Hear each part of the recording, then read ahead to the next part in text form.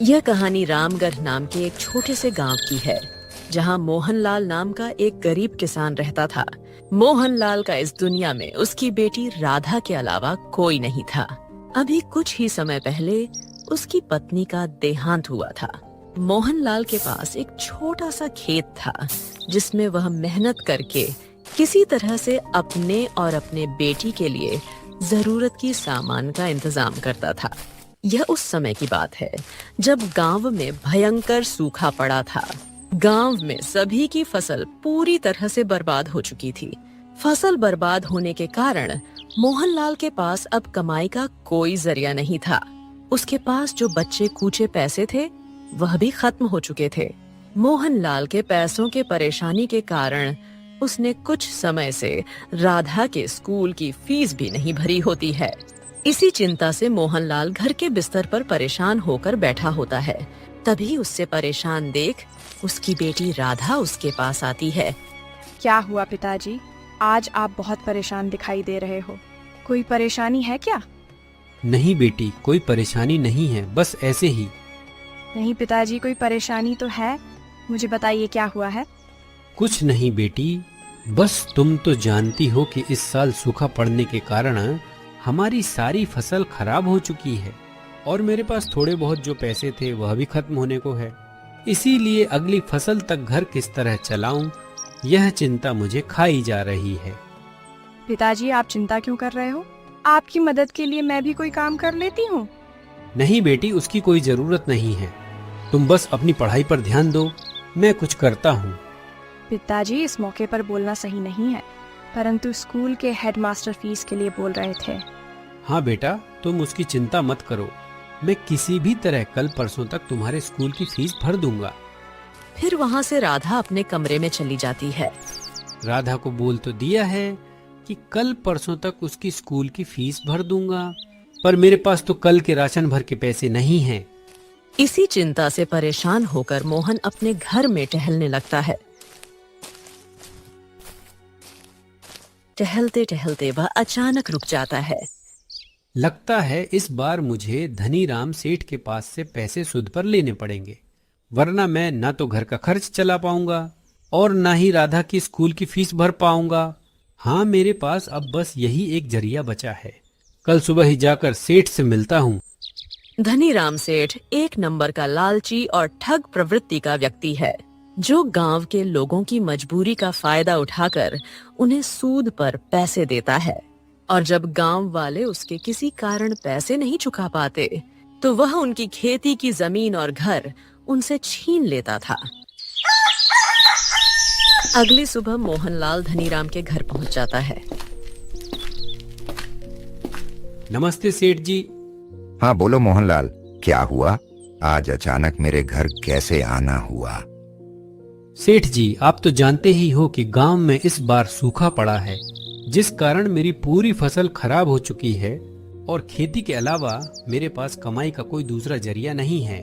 और अब ऐसी हालत हो गई है कि मेरे पास घर खर्च चलाने भर के पैसे नहीं हैं। इसीलिए आपके पास आया हूँ ताकि आप मुझे कुछ पैसे दे देते तो अच्छा होता। मैं धीरे धीरे आपके सारे पैसे चुका दूंगा। देखो भाई मोहनलाल, मैं तुमको पैसे तो दे दूंगा, पर तुम तो जानते ही होगे मेरे बारे में, मैं उसूलों का पक्का हूँ।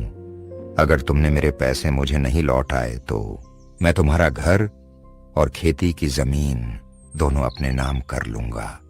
सेठ से पैसे ले तो लूंगा, पर अगर वह नहीं चुका पाया तो यह सेठ मेरी खेती की जमीन और घर दोनों मुझसे छीन लेगा। पर अगर इनसे पैसे नहीं लूंगा तो राधा की स्कूल की फीस कैसे भरूंगा? क्या हुआ मोहनलाल, तुमने क्या सोचा? तुम्हें पैसे चाहिए या नहीं चाहिए? सेठ जी, मुझे अभी इन पैसों की बहुत जरूरत है। सेठ उसे पैसे दे देता है। धन्यवाद सेठ जी, मेरे पास पैसे जैसे जैसे आते जाएंगे मैं आपके वैसे वैसे सारे पैसे चुका दूंगा। वो सब तो ठीक है, पर मेरी बातें याद रखना कि अगर तुम पैसे नहीं चुका पाओगे तो मैं तुम्हारा घर और जमीन दोनों तुमसे अपने नाम करवा लूंगा। ठीक है सेठ जी। मोहनलाल फिर वहाँ से अपने घर के लिए निकल जाता है। घर पहुंचकर सबसे पहले वह अपने बेटी राधा को बुलाता है। राधा बेटी, यहाँ आना तो जरा। पिता की आवाज सुनकर राधा वहां आती है। हाँ बोलिए पिताजी, आपने मुझे बुलाया क्या? हाँ बेटी, वो तुम कल स्कूल की फीस का बोल रही थी ना, वह मैं लेकर आया हूँ। पिताजी, पर कल आप बोल रहे थे कि आपके सारे पैसे खत्म हो चुके हैं, फिर आप ये कहाँ से लाए? बेटी, यह पैसे मैंने धनीराम सेठ के पास से सूद पर लिए हैं। पिताजी, पर वह सेठ तो पैसे देने के नाम पर लोगों की जमीन अपने नाम करवा लेते हैं।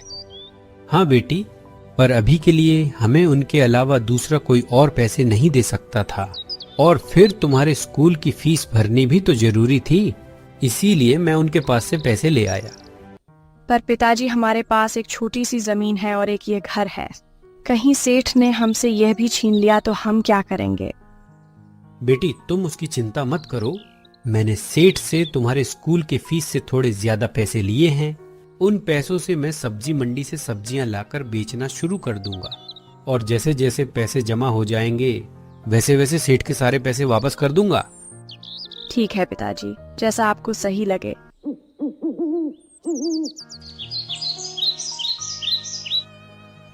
अगले दिन से मोहनलाल सब्जी मंडी से सब्जी लाकर गांव के बाजार में बेचना शुरू कर देता है। ताजी ताजी सब्जियां ले लो, एकदम शुद्ध सब्जियां ले लो। आओ सब, और हरी हरी सब्जियां ले जाओ। मोहनलाल के यहाँ कुछ ही देर में ग्राहक आने लगते हैं। धीरे धीरे उसके ठेले की सब्जियां खाली होने लगती हैं। मोहनलाल जब सब्जियां बेच रहा होता है, उसी वक्त वहाँ सोहन बाजार में घूम रहा होता है। सोहन भी मोहनलाल की तरह गांव में किसानी के अलावा कुछ नहीं करता था, पर सोहन के पास मोहनलाल से कई ज्यादा जमीन थी, जिस कारण यदि कोई साल उसकी फसल बर्बाद हो भी जाती तो उसे कोई फर्क नहीं पड़ता था, और उसे गांव के और किसानों की जमीन खरीदने की आदत थी। सोहन जब मोहनलाल को सब्जी बेचता देखता है तो वह सोचता है, लगता है इस बार के सुकार ने रामलाल की हिम्मत तोड़ दी है, इसीलिए तो वह खेती छोड़ सब्जी बेच रहा है। यही सही मौका है, एक बार इसकी जमीन खरीदने की बात करके देखता हूँ, शायद वह मुझे बेच दे। फिर क्या था, सोहन तुरंत मोहनलाल के सब्जी के ठेले के पास पहुंच जाता है। अरे मोहनलाल भाई, तुम, और अब तुम सब्जी बेच रहे हो, क्यों खेती बाड़ी छोड़ दी क्या? क्या सोहन भाई, तुम भी मजाक कर रहे हो? तुम तो जानते हो इस साल के सूखे के कारण मेरी पूरी फसल खराब हो गई है, और अब अगली फसल के मौसम तक किसी न किसी तरह तो घर का खर्च चलाना पड़ेगा। तो लगा लिया सब्जी का ठेला। पर तुम तो कल तक रो रहे थे कि पैसे नहीं है, पैसे नहीं है, और अब सब्जी का ठेला लगा लिया, तो ये सब के लिए कहां से पैसे आ गए तुम्हारे पास? नहीं भाई, सच में मेरे पास तो घर के राशन तक के लिए पैसे नहीं थे, और ऊपर से राधा की स्कूल की फीस भी भरनी थी, तो धनीराम सेठ के पास से पैसे सूद पर ले लिया, और राधा की स्कूल की फीस भी भर दी, और कुछ पैसों से सब्जी का ठेला लगा लिया। चलो, ये तो बहुत अच्छा हुआ कि इस मोहनलाल ने धनीराम से पैसे सूद पर लिए हैं। अब ये उसके पैसे चुका नहीं पाएगा, और फिर धनीराम इसकी जमीन इससे छीन लेगा, फिर वह जमीन मैं उससे खरीद लूंगा। मोहनलाल की यह बात सुनकर सोहन खुश तो था, पर वह मोहनलाल के सामने दुख जताने की कोशिश करता है। क्या कहा मोहनलाल भाई, तुमने धनीराम के पास से पैसे सूद पर लिए हैं, पर तुम तो जानते हो ना वह कितने ठग प्रवृत्ति का व्यक्ति है, वह तुम्हारी जमीन तुमसे छीन लेगा। हाँ भाई, मैं जानता हूँ, पर वह तो तब होगा ना जब मैं उनके पैसे नहीं दूंगा। मुझे पता है कि अब अगली फसल तक तो मैं कुछ भी नहीं कर पाऊंगा, इसीलिए मैंने सोचा कि तब तक सब्जी का ठेला लगा लेता हूँ। इससे जो मुनाफा होगा उसमें से कुछ पैसे घर खर्च में काम आए, और कुछ मैं बचा बचा कर सेठ को वापस कर दूंगा। मोहनलाल की यह बातें सुनकर सोहन मन ही मन सोचता है, ये तो सही कह रहा है, इसकी सब्जी की दुकान तो अच्छी चल रही है, और अगर आगे भी ऐसा चलता रहा तो यह बहुत जल्द ही धनीराम के पैसे लौटा देगा, और अगर इसने धनीराम के पैसे लौटा दिए तो फिर मैं इसकी वह जमीन कैसे खरीदूंगा? सोहन थोड़ा परेशान तो हो जाता है, पर वह मोहनलाल के सामने कुछ जाहिर नहीं करता है। हाँ भाई, फिर तो सही है, मैं भी देखता हूँ अगली फसल तक कुछ ना कुछ कर लेता हूँ।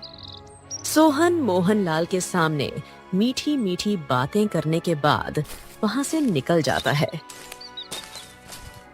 थोड़ी दूर पहुंचकर सोहन मोहनलाल की जमीन हड़पने की नई तरकीब सोचने लगता है।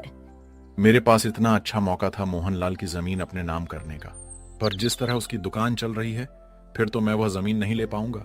एक काम करता हूँ, धनीराम सेठ से मिलकर मोहनलाल की जमीन अपने नाम करने की बात करके आता हूँ। फिर क्या था, सोहन वहां से धनीराम से मिलने उसके घर की तरफ निकल जाता है। सोहन धनीराम के घर पहुंचते ही उसे सीधे मोहनलाल के बारे में बात करता है। नमस्ते सेठ जी, क्या हाल है? अरे सोहन, तुम यहाँ और ये मुझे सेठ जी बोलकर मेरा मजाक उड़ा रहे हो क्या? मुझे तो लगता है मुझे तुम्हें सेठ बोलना चाहिए। मुझसे ज्यादा जमीन तो तुम्हारे पास होगी। कहाँ धनी भाई, बस गिन चुनकर 5 होंगी। भाई तुम्हारी बात सुनकर तो मुझे वह मुहावरा याद आ गया। कौन सा मुहावरा भाई? वही बोलते हैं ना, हाथी के खाने के दांत अलग होते हैं और दिखाने के अलग। बस भाई मजाक छोड़ो, मैं तुम्हारे पास एक बहुत जरूरी काम से आया था। मैंने सुना है उस रामलाल ने तुमसे पैसे सूद पर लिए हैं। हाँ भाई, अभी कल ही तो लेकर गया वह मुझसे पैसे। क्यों नहीं देना था क्या? उसे तुमने बताया था ना कि अगर वह तुम्हारे पैसे नहीं लौटा पाएगा तो तुम उसकी जमीन अपने नाम करवा लोगे। हाँ, मैंने उसे पैसे देने से पहले और पैसे देने के बाद अच्छे से समझा दिया था कि अगर उसने मुझे पैसे समय से नहीं लौटाए तो मैं उसकी खेती की जमीन के साथ साथ उसका घर भी अपने नाम कर लूंगा। ये बहुत सही किया तुमने। क्या हुआ सोहन भाई, कहीं तुम्हें उसकी जमीन तो नहीं चाहिए? हाँ भाई, तुम एकदम सही समझे, मुझे उसकी जमीन चाहिए थी। मैंने कई बार उसे वह मुझे बेचने का प्रस्ताव दिया था, पर वह हमेशा मना कर देता था। पर इस बार अच्छा मौका है उसकी जमीन अपने नाम करवाने का। तो अब तो तुम्हें उससे उस जमीन की बात करने की जरूरत ही नहीं पड़ेगी, क्योंकि कुछ ही दिनों में उसका मालिक बन जाऊंगा। तो फिर सीधा मुझसे बात करो जमीन की। नहीं भाई, तुम्हें इतना खुश होने की जरूरत नहीं है। वह तुम्हें अपनी जमीन इतनी आसानी से नहीं देगा, मैं जानता हूं उसे। क्या बात कर रहे हो भाई? इस बार तो सूखा पड़ चुका है और अगली फसल की तैयारी करने में अभी बहुत समय है, तो वह मुझे पैसे कैसे चुका पाएगा? मैंने भी जब सुना कि उसने तुमसे पैसे लिए हैं तो मुझे लगा मैं अब सीधा तुमसे जमीन खरीद लूंगा। पर उसने तुमसे जो पैसे लिए हैं उनसे गांव के बाजार में सब्जी का ठेला लगा लिया है, और मैं खुद देखकर आ रहा हूं वह बहुत अच्छा चल भी रहा है। और अगर इसी तरह उसकी सब्जियां बिकी तो वह कुछ ही दिनों में तुम्हें तुम्हारे पूरे पैसे वापस कर देगा। सोहन की बात सुनकर धनीराम भी थोड़ा चौंक जाता है। क्या कहा सोहन भाई तुमने? अगर ऐसा हुआ फिर तो उसकी जमीन और घर दोनों मेरे हाथ से चले जाएंगे। नहीं भाई, मेरे पास एक तरकीब है जिससे तुम्हें तुम्हारे पैसे भी मिल जाएंगे और उसका घर भी, पर उसके बदले तुम्हें मुझे उसकी जमीन देनी पड़ेगी। मुझे मंजूर है भाई, बताओ क्या तरकीब है? भाई कोई बहुत बड़ी तरकीब नहीं है। तुम बस मोहनलाल से अपने पैसों का पूछते रहना, और जैसे ही वह कहे कि 2-3 दिनों में दे दूंगा तो फौरन मुझे बता देना। मैं उसके सारे पैसे चुरा लूंगा तो वह तुम्हें पैसे नहीं दे पाएगा, और अगर वह पैसे नहीं दे पाया तो जमीन और घर तुम्हें देना पड़ेगा, और चुराए हुए पैसे भी मैं तुम्हें लाकर दे दूंगा। इससे तुम्हें तुम्हारे सारे पैसे भी मिल जाएंगे और घर भी, उसके बदले तुम मुझे उसकी जमीन दे देना। सोहन की तरकीब सुनकर धनीराम सोचता है, सही है, इसमें तो मेरा ही फायदा है। चोरी भी श्याम करेगा और मुझे मेरे पैसे भी मिल जाएंगे, और साथ ही साथ रामलाल का घर भी। मुझे मंजूर है श्याम भाई। मैं थोड़े थोड़े दिनों में मोहनलाल से पैसों के बारे में पूछता रहूंगा, और जैसे लगेगा कि उसके सारे पैसे जमा हो गए मैं फौरन तुम्हें बता दूंगा। फिर क्या था, सोहन वहां से अपने घर के लिए निकल जाता है।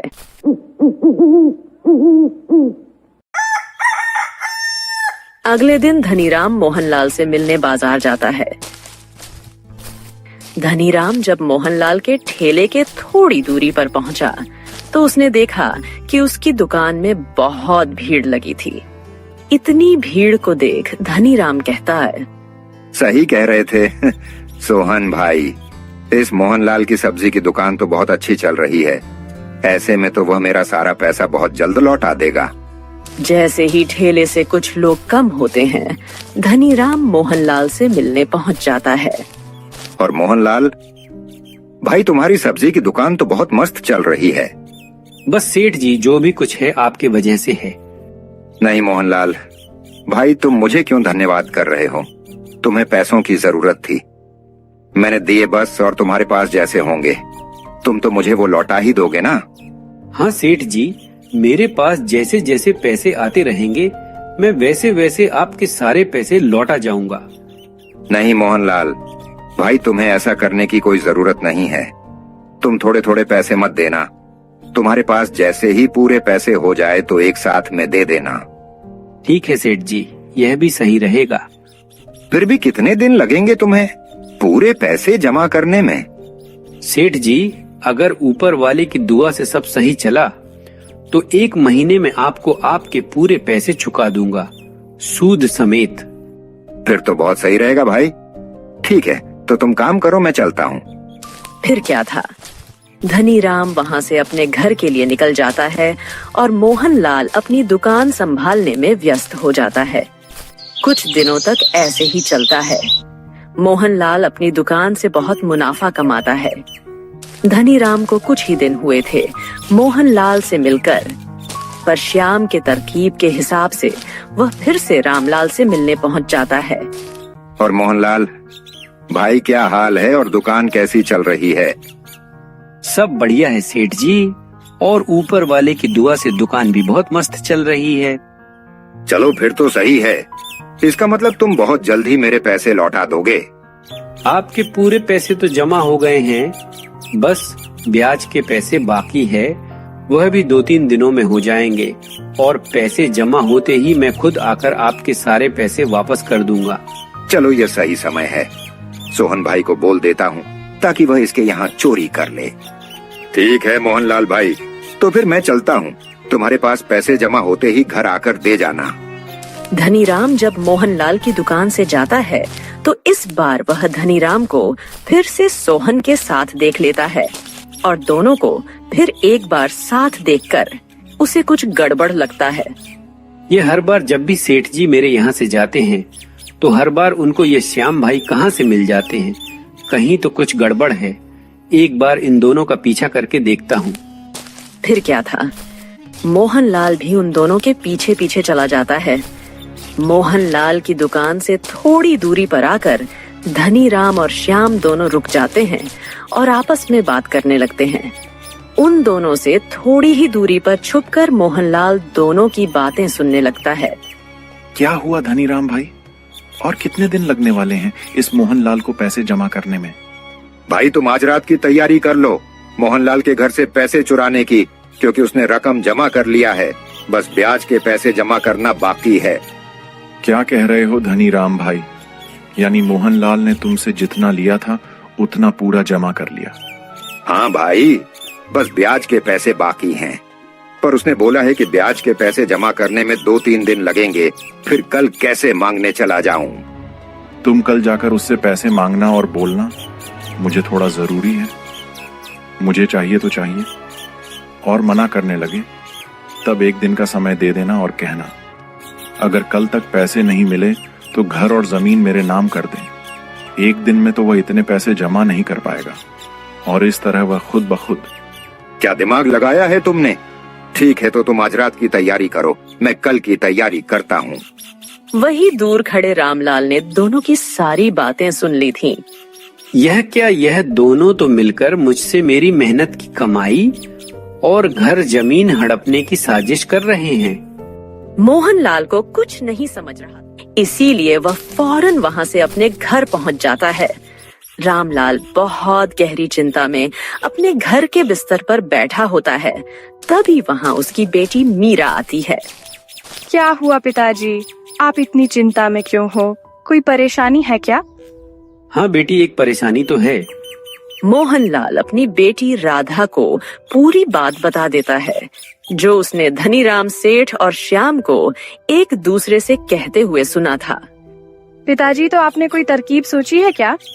नहीं बेटी, बस वही सोचने की कोशिश कर रहा हूँ, पर कुछ सूझ ही नहीं रहा है। पिताजी, मेरे पास एक तरकीब तो है जिससे सेठ भी हैरान रह जाएंगे और श्याम काका भी। बताओ बेटी, क्या तरकीब है? राधा अपने पिता को सारी तरकीब समझा देती है और राधा की तरकीब सुनकर मोहनलाल उसकी बहुत तारीफ करने लगता है। वाह बेटी, क्या खूब तरकीब लगाई है तुमने। अब देखो कल मैं कैसे दोनों को चौंका देता हूँ। फिर क्या था, मोहनलाल और राधा दोनों अपने तरकीब पर काम करने के बाद खाना वगैरह खाकर सोने चले जाते हैं। फिर कुछ समय बाद जब मोहनलाल अपने कमरे में सो रहा होता है, उसी वक्त श्याम धीरे से उसके कमरे में आकर उसके अलमारी से सारे पैसे लेकर वहां से चला जाता है। अगली सुबह श्याम सारे पैसे लेकर धनीराम के पास पहुंचता है और सारे पैसे धनीराम को दे देता है। धनीराम भाई, अपने तरकीब के हिसाब से मैं सारे पैसे लेकर आ गया हूं। अब तुम सीधा उस मोहनलाल के पास पहुंच जाओ और अपने पैसे मांगो, और अगर रोने धोने लगे तो 1 दिन का समय दे देना। और याद रहे, उसको यह भी बोल देना कि अगर तुम कल तक पैसे नहीं दोगे तो मैं तुम्हारी जमीन और घर अपने नाम कर लूंगा। हाँ भाई, तुम उसकी चिंता छोड़ दो। मैं अभी जाकर उस मोहनलाल को थोड़ा डरा कर आता और उसको यह बात भी बोल दूंगा। फिर क्या था, धनीराम उसके घर से मोहनलाल के घर के लिए निकल जाता है। यहाँ धनीराम मोहनलाल के घर के लिए निकलता है और वहाँ मोहनलाल के घर पर मोहनलाल और राधा सेठ का इंतजार कर रहे होते हैं। क्या हुआ पिताजी, अब तक सेठ जी आए नहीं? हाँ बेटी, मैं भी तो उन्हीं का इंतजार कर रहा हूँ। मुझे डर लग रहा है कहीं कुछ गड़बड़ ना हो। पिताजी, आप चिंता क्यों कर रहे हो? अगर कोई गड़बड़ हुई होगी तो भी हम उससे निपट लेंगे। हाँ बेटी, बात तो तुम्हारी सही है। अभी मोहनलाल और राधा आपस में बात कर ही रहे होते हैं, तभी वहाँ धनीराम आ जाता है और धनीराम को देखकर राधा अपने कमरे में चली जाती है। अरे सेठ जी, आप यहाँ अचानक क्या हुआ? कोई काम था क्या? नहीं मोहनलाल भाई, मैं तो मेरे पैसे वापस लेने आया हूँ। मुझे थोड़ा जरूरी काम आ गया था तो सोचा तुमसे लेता जाऊं। सेठ जी, पर मैंने कहा था ना कि 1-2 दिन और लग जाएगा मुझे पूरे पैसे देने में। हाँ मुझे पता है, पर मुझे सारे पैसे आज चाहिए। मैंने बताया ना, मुझे थोड़ा जरूरी काम है। सेठ जी, आप जरा यही रुकिए, मैं एक बार देखता हूँ मेरे पास कितने पैसे हुए हैं। अगर पूरे हो गए होंगे तो मैं लेकर आता हूँ।